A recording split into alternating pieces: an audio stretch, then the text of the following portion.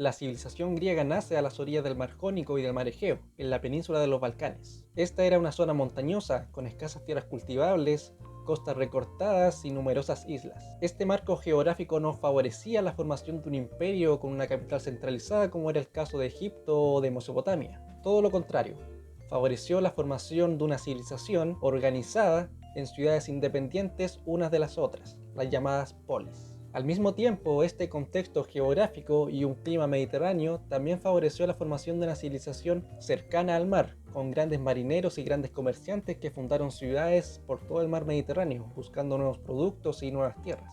La polis, como fenómeno histórico, es de gran importancia para la historia occidental, pues en una de ellas, en particular, en Atenas, nace la democracia, forma de gobierno que hasta el día de hoy está presente en más de la mitad de los países del mundo, incluido nuestro país. Por ello, te invito a que te quedes en este video para que aprendamos juntos un poco más sobre las polis griegas.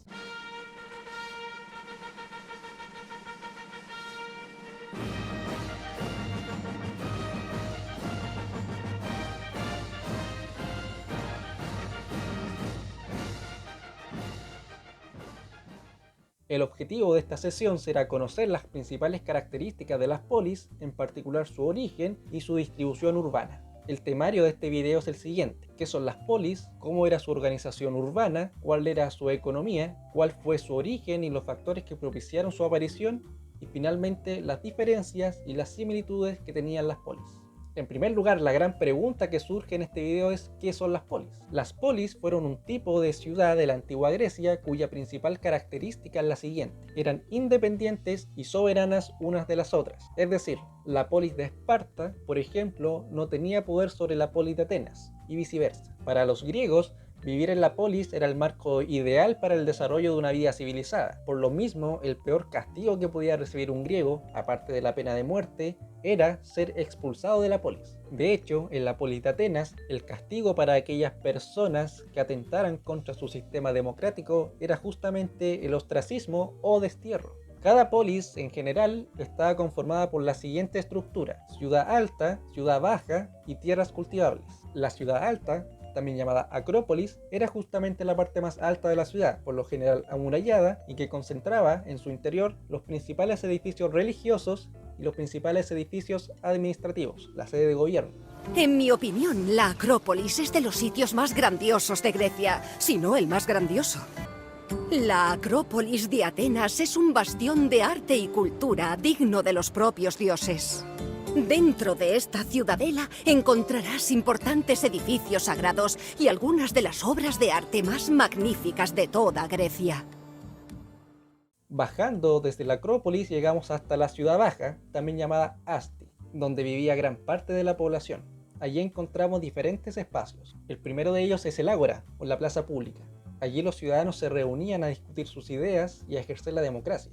Los comerciantes y agricultores, por su parte, se reunían en sus puestos a comerciar y a vender sus productos. Me encanta el Ágora. ¿Dónde más podrías encontrar a un sencillo pescadero y a un vendedor de joyas extravagantes en el mismo espacio? Es esa variedad lo que hace tan intenso y emocionante vivir en la ciudad. El Ágora es el corazón de cualquier ciudad griega. Es el lugar en el que se reúnen todo tipo de personas, desde ciudadanos y extranjeros hasta magistrados y filósofos. Aquí se cierran todo tipo de tratos, lo que incluye reuniones políticas, diligencias legales y comercio. En la ciudad baja también estaba el teatro, aquel espacio destinado a la representación de obras dramáticas y de comedia. Y finalmente, también en la ciudad baja encontramos gimnasios y estadios, aquellos espacios públicos destinados a ejercer el deporte. En tercer lugar, allende a los muros de la ciudad, estaban las tierras cultivables, el espacio destinado a la siembra de productos y a la crianza de animales para el sustento de la ciudad.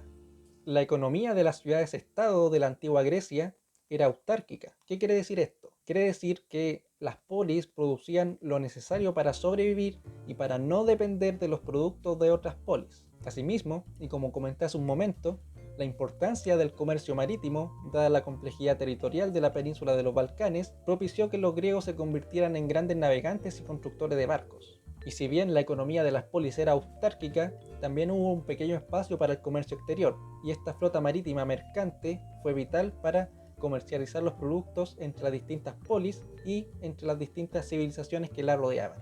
Ahora se preguntarán, ¿cuál es el origen de las polis? A medida que la Hélade se recuperaba de los estragos ocurridos durante la época oscura, los habitantes de las aldeas tendieron a concentrarse en lugares altos que luego fortificaban. En este sitio se refugiaban de los ataques y de los saqueos de pueblos exteriores. Poco a poco, estas comunidades comenzaron a vivir en estos espacios y a construir aldeas.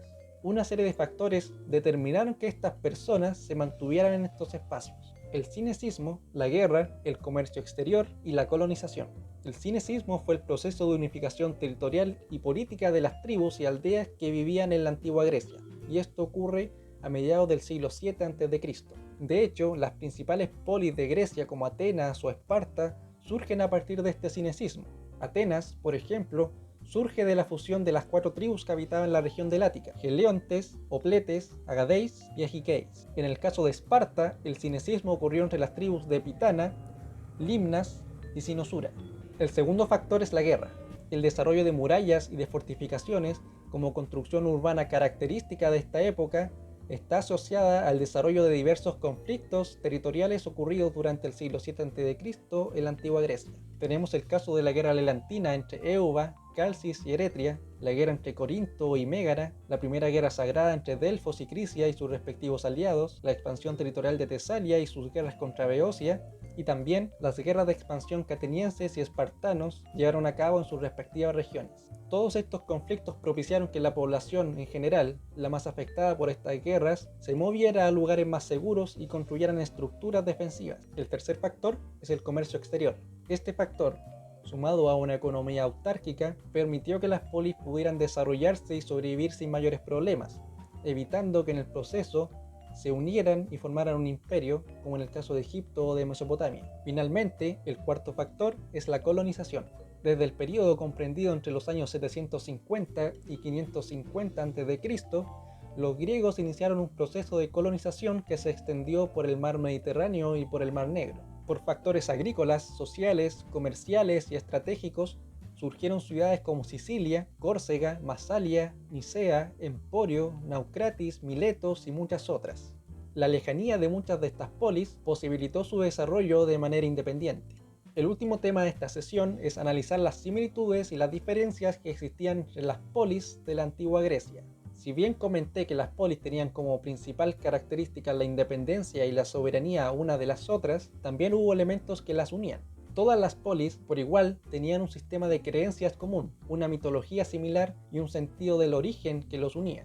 Todos compartían los mismos dioses: Zeus, Atenea, Artemisa, Afrodita, Ares, Hefestos, etc. Bajaste de peso, cachetón. Lindo vestido, chulada. Vaya, Hades, pudiste venir. ¿Cómo está el inframundo? Bueno, todo bien. No sé, oscuro, lúgubre y todo lleno de de muertos para variar. Asimismo, tenían aspectos culturales en común: las vestimentas, el idioma, la escritura o la idea de la civilización versus la barbarie. Así también, tradiciones transversales como los Juegos Olímpicos, que los reunían cada cierto tiempo en la ciudad de Olimpia para competir deportivamente unas con las otras. Olimpia era el único lugar en la civilización griega donde los hombres se veneraban tanto como los dioses.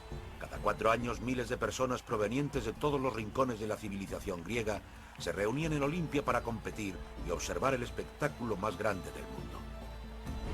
Todos estos antecedentes hicieron germinar en la antigua Grecia un sentimiento de pertenencia a este territorio, al territorio constituido por la península de los Balcanes, las islas del mar Egeo y las costas del Asia Menor, la Hélade, más allá de las fronteras de sus propias polis. Pero no se confundan, lo principal eran sus diferencias. A pesar de que existía este sentido de unidad, lo principal era la independencia de cada una de estas polis. Todo este sentido de pertenencia tuvo su prueba de fuego durante las guerras médicas, las guerras que enfrentaron a los griegos contra los persas. Cuando los persas atacaron Grecia, muchas de las polis, a pesar de su autonomía y su independencia, decidieron aliarse ante el peligro común que constituía este enemigo externo. En esta coyuntura, los griegos pelearon tanto por sus ciudades, por sus polis, como por la Hélade en general. Sin embargo, lo más común y lo más latente y distintivo eran las diferencias que existían entre una y otra polis. Cada polis tenía su propio sistema de leyes. La legislación ateniense, por ejemplo, no era similar a la legislación que tenía Esparta, Corinto, Argos, Tebas u otra polis. Por ejemplo, En Esparta encontramos el ágoge, o sistema de educación espartana, la cual consistía en una educación con una estricta disciplina militar, constituyendo esto en el aspecto más característico de la cultura espartana. El ágoge era obligatorio y un requisito para acceder a la ciudadanía y a los cargos públicos en esta polis. Este sistema, sin embargo, no existía en las otras polis, y Esparta no podía impartir su educación en Atenas, por ejemplo. Spartans. El segundo elemento es el gobierno. Cada polis podía tener el sistema de gobierno que más favoreciera a sus ciudadanos. Por ejemplo, en Esparta existía la diarquía, que es un sistema de gobierno constituido por 2 reyes. Y en Esparta, en cambio, su sistema de gobierno era la democracia, es decir, el gobierno del pueblo. Un tercer elemento es la moneda, que también era distinta entre cada polis. Por último, está el tema de los ejércitos. Cada polis tenía su propio ejército, con sus propias vestimentas, entrenamiento, estrategia, motivaciones y líderes. Incluso durante las guerras médicas, si bien pelearon juntos contra los persas, cada ejército tendía a pelear por su parte. Este plano de la batalla de Platea, el enfrentamiento definitivo de la Segunda Guerra Médica, ejemplifica lo que les comento. En el ala oeste de la línea griega se encuentra el ejército ateniense, y en el ala este se encuentra el ejército espartano. En síntesis, las polis fueron un tipo de ciudad de la antigua Grecia, independientes y soberanas una de las otras. Se diferenciaban en aspectos como las leyes, la moneda, sus gobiernos y sus ejércitos. Sin embargo, también estas ciudades tenían elementos en común que las unían en ciertas coyunturas: la religión, sus creencias mitológicas, la escritura y el idioma, lo que generaba un sentimiento de pertenencia a la Hélade.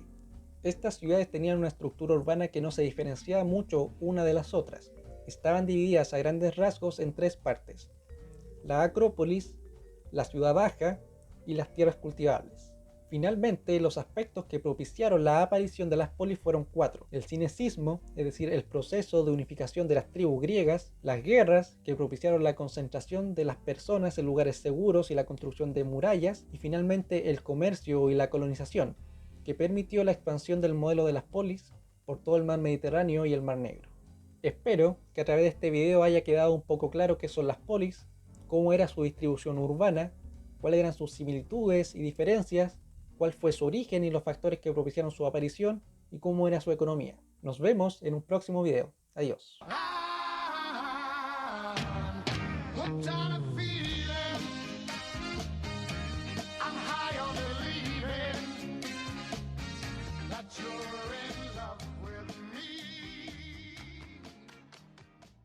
Le enseñaremos a ese mortal a no burlarse de los dioses. ¡Enseguida! ¡Ah! Ebrio idiota, destruiste a la Atlántida.